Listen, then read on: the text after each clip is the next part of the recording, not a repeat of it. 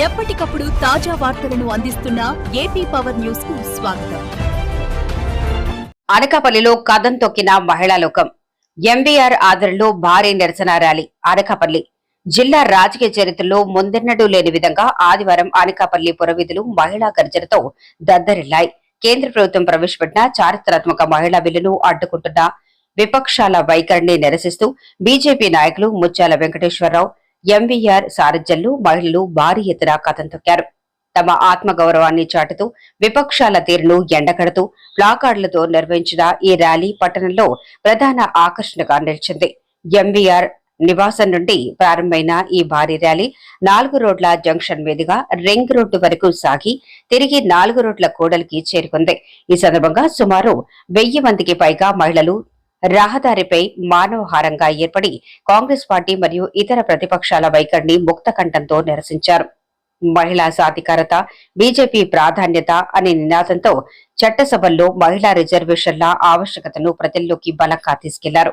ఈ నిరసన కార్యక్రమంలో ఎంవీఆర్ తో పాటు జిల్లా బీజేపీ అధ్యక్షులు ద్వారపురెడ్డి పరమేశ్వరరావు, ఎలమంచల్లి మున్సిపల్ చైర్మన్ అడారి రమాకుమారి తదితరులు పాల్గొన్నారు. వారు మాట్లాడుతూ మహిళలు కేవలం ఓటర్లు మాత్రమే కాదని దేశాన్ని నడిపించే శక్తివంతులని కొనియాడారు.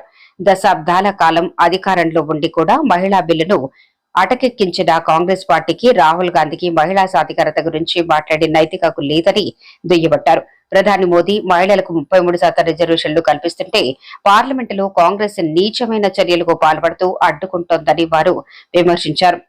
వందలాది మంది మహిళలు ఏకతాటిపైకి వచ్చి నిర్వహించిన ఈ కార్యక్రమం పట్టణంలో హాట్ టాపిక్ గా మారింది. ముఖ్యంగా జంక్షన్ వద్ద ఏర్పాటు చేసిన క్యూఆర్ కోడ్ ద్వారా వందలాది మంది మహిళలు తక్షణమే బీజేపీ సభ్యత్వం తీసుకోవడం విశేషం. ఈ భారీ ర్యాలీ మరియు సభ్యత్వ నమోదుతో అనకాపల్లి ప్రాంతంలో బీజేపీ గ్రాఫ్ ఒక్కసారిగా పెరిగినట్లయింది. నరేంద్ర మోడీ గారి నాయకత్వం, కాంగ్రెస్ మిత్రపక్షం, మహిళా బిల్లును తోట్లు పరిచిన కాంగ్రెస్ మిత్రపక్షం. ఈరోజు అనకాపల్లి జిల్లా భారతీయ జనతా పార్టీ ఆధ్వర్యంలో మన యొక్క మహిళలందరూ కలిసి గత 3 రోజుల క్రితం పార్లమెంట్లో జరిగినటువంటి చర్చల్లో చూసినటువంటి టీవీలో అందరూ చూడడం జరిగింది. మన ప్రీతమ ప్రధాని నరేంద్ర మోడీ గారు ఈ దేశంలో ఉన్న మహిళలందరికీ కూడా 33% రిజర్వేషన్ నుంచి ఎక్కువ మందిని పార్లమెంట్ సభ్యులుగా చేయాలనేటువంటి ప్రయత్నం చేశారు. ఆ ప్రయత్నానికి విఘాతం కలిగిస్తూ కాంగ్రెస్ పార్టీ దాని యొక్క మిత్రపక్షాలు ఆ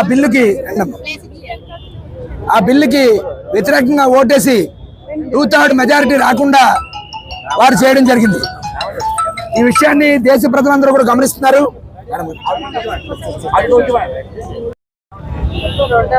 ఈ దేశాన్ని పరిపాలించినటువంటి కాంగ్రెస్ పార్టీ మహిళలకి ఏ రకమైనటువంటి పనులు చేయలేదు. రిజర్వేషన్లు కూడా వారి ప్రభుత్వ అధికారంలో ఉన్నప్పుడు రాజ్యసభలో ప్రవేశపెట్టారు. రాజ్యసభలో భారతీయ జనతా పార్టీ ఆ రోజు ప్రతిపక్షంగా సంపూర్ణంగా మద్దతు తెలిపి తన పార్లమెంట్ రాజ్యసభ సభ్యులందరూ కూడా ఆ రోజు బిల్లుకి అనుకూలంగా ఓటేశారు. కానీ ఆ రోజు ఉన్నటువంటి కాంగ్రెస్ పార్టీ, ప్రభుత్వంలో ఉన్న కాంగ్రెస్ పార్టీ మరి లోక్సభలో ఆ బిల్లుని ప్రవేశపెట్టలేదు. గత 30 సంవత్సరాలుగా మహిళలకు రిజర్వేషన్లు ఇవ్వాలనేటువంటి డిమాండ్తో అనేక సార్లు పార్లమెంట్లో బిల్లు ప్రవేశపెట్టినప్పటికీ కూడా అది ఆమోదం పొందకుండా ఆ రోజు ప్రయత్నాలు చేశారు. భారతీయ జనతా పార్టీ ఆ రోజు ప్రతిపక్షంలో ఉన్నప్పుడు ఏదైతే చెప్పిందో ఈ రోజు అధికార పక్షంగా భారతీయ జనతా పార్టీ పార్లమెంట్లో బిల్లు ప్రవేశపెట్టి మహిళలకు 33% రిజర్వేషన్ ఇవ్వడానికి ప్రయత్నం చేసింది. కాకపోతే 2/3 మెజార్టీ లేదనేటువంటి కారణంగా కాంగ్రెస్ దాని మిత్రపక్షాలు మహిళలకు వెన్నుపోటు పొడిచి మహిళలకు ద్రోహం చేశారు. అలాగే డీలిమిటేషన్ గురించి మాట్లాడుతున్నారు ఇవాళ కాంగ్రెస్ నాయకులు, మిత్రపక్షాల నాయకులు. డీలిమిటేషన్లో దక్షిణాదికి అన్యాయం జరుగుతుందని వారు గగ్గోలు పెడుతున్నారు. అందుకనే మన ప్రీతమ ప్రధాని నరేంద్ర మోడీ గారు ఆ చట్టంలో కూడా చెప్పడం జరిగింది. పార్లమెంట్లో కూడా అమిత్ షా గారు కూడా చెప్పడం జరిగింది. ఈ యొక్క దక్షిణ భారతదేశానికి జనాభా తగ్గింది కాబట్టి సీట్లు నష్టపోకుండా ఉండడానికి అన్ని రాష్ట్రాల్లో కూడా అలాగే కేంద్రంలో ఉన్నటువంటి పార్లమెంట్ సభ్యుల్లో కూడా 50% పెంచుకోవడానికి బిల్లులో పెట్టడం జరిగింది.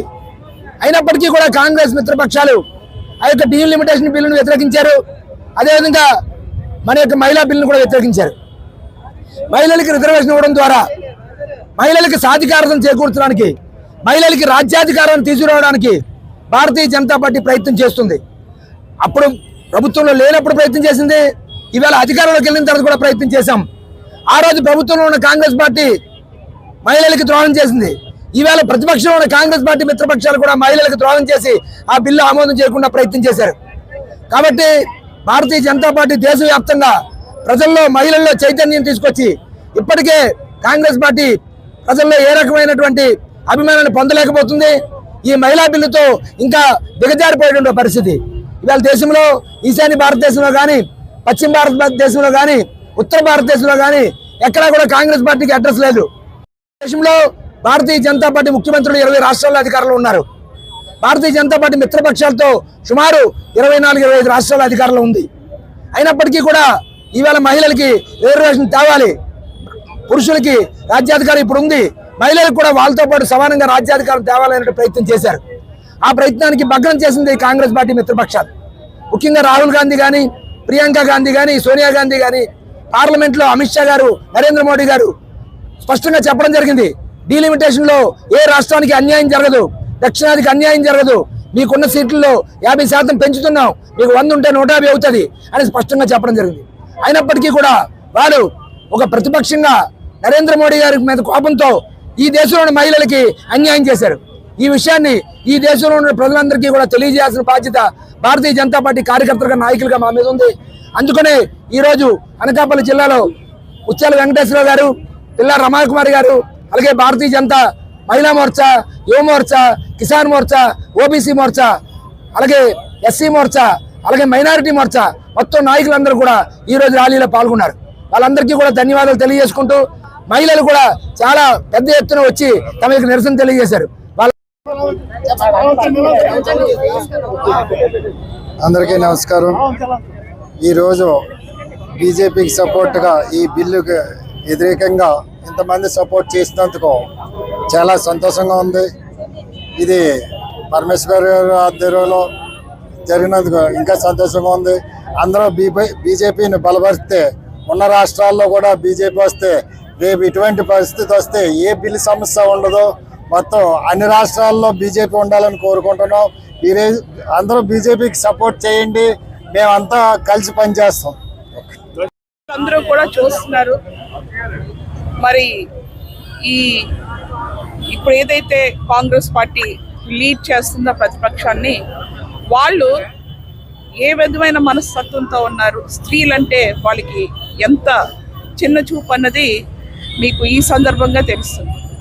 ఈరోజు మేము రాష్ట్రంలో మాకు స్థానిక ఎలక్షన్స్లో 50% రిజర్వేషన్స్ ఉన్నాయి.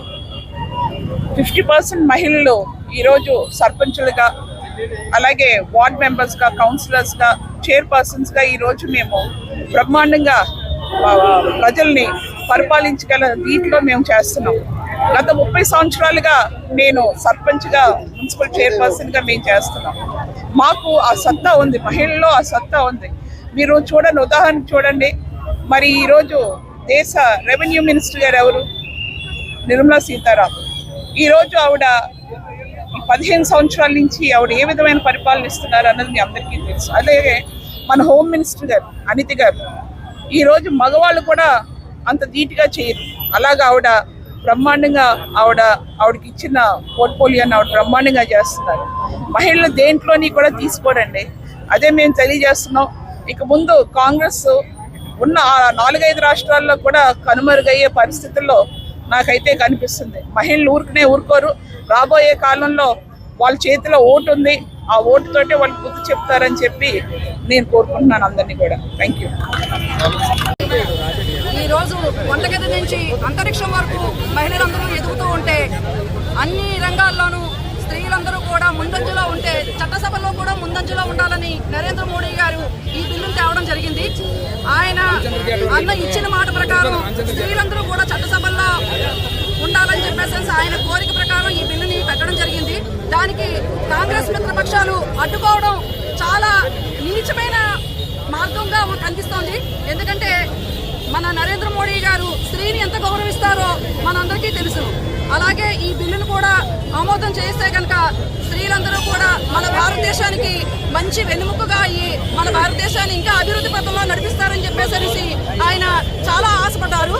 ఇది కాంగ్రెస్ మిత్రపక్షాలన్నీ కూడా ఈ బిల్లుని రానికుండా చేయడం చాలా కూడా హీనమైన స్థితి. ఇది వాళ్ళు చేసిన పని మాత్రం మెచ్చదగ్గ విషయం కాదు.